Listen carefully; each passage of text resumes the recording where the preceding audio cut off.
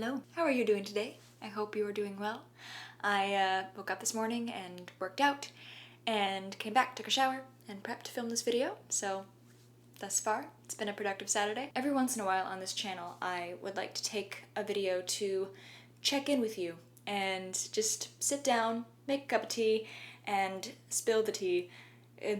No, I do not like that at all. More just like have a conversation about things that I've been thinking about this week. So make yourself some tea and take this video to breathe and let's talk. I had a really interesting experience a few weeks ago. I was watching an interview with my idol, Lily Singh, on Tom Bilyeu's channel, and Tom Bilyeu does a lot of interviews with people, and the goal of his channel is to talk with really inspiring people about the motivation that they have had to pursue their dreams. It's all about getting people to pursue their dreams. It's a fantastic interview, I will link to it below, and he said something to the effect of something you hear often, which is, if you want to do something big, you're gonna have to pay a big price. The overall message was, you know, hustle and grind is awesome and yada yada yada. And then that evening, I went to see Won't You Be My Neighbor?, the Mr. Rogers documentary. 10 out of 10 would recommend. It is so good. And Mr. Rogers said something at commencement that really stood out to me.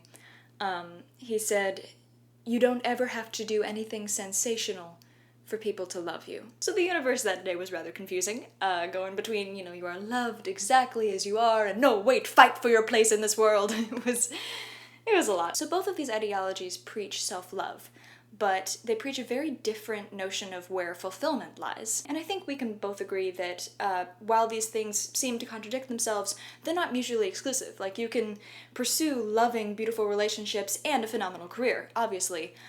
But both of these quotes that jumped out at me imply that we should all want to be big. Or at the very least, that we are all conditioned to want to be sensational. You know, because that is what's valued. And I was just like, ooh, I am a fish, and I am just noticing the water that I am swimming in. I have always wanted to make it big. You know, I want to be in front of big crowds and play music and make people feel and have a lasting impact on people's lives.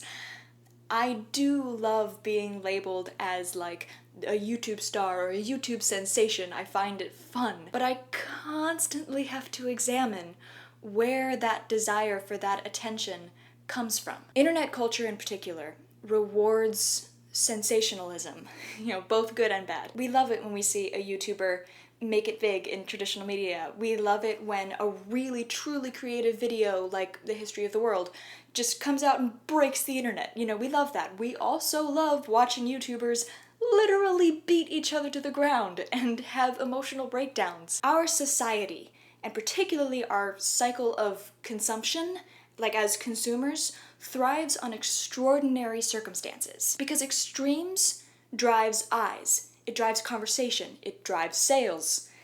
Capitalism.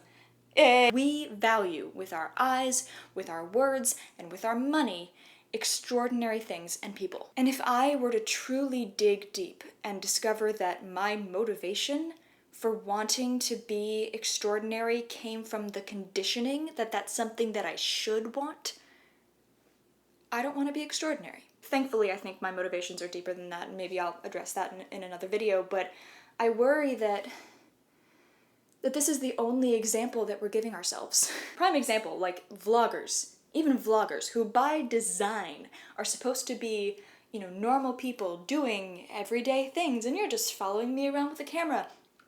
Even vloggers at this point are fighting for your ears and eyes by trying to be extraordinary, by going out of their way to do crazy shenanigans and have clickbait titles, because that's what's valued. And taking even one step back, just posting to social media.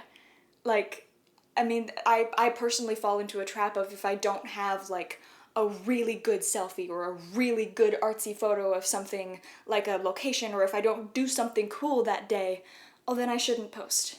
I shouldn't, like, you know, I shouldn't connect with the world because I didn't do anything cool. Like, if we are actually saying that every moment of our everyday lives has to be extraordinary, otherwise it's not valuable, that is that is dangerous.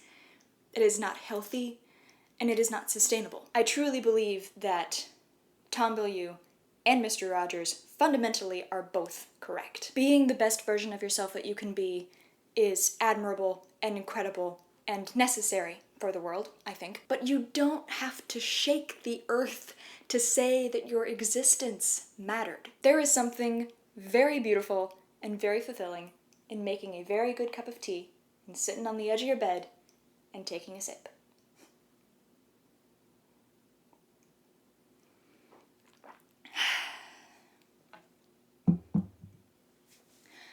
That is normal time in my day, but it's not wasted time. It is not wasted time. Fulfillment, I believe, when stripped back to its most basics, are your perfect combination of surviving and loving and being happy with whatever that means for you, and not necessarily feeling the need to broadcast that to the world, is perfectly okay.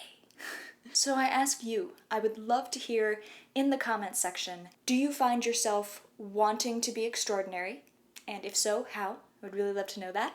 And in concert with that, or in contrast to that, depending on how you're feeling, where do you find fulfillment? Or how do you find fulfillment? I want to know in the comment section below. Let's chat. I think that's all for now. I will see you guys back with more music next week. Cheers.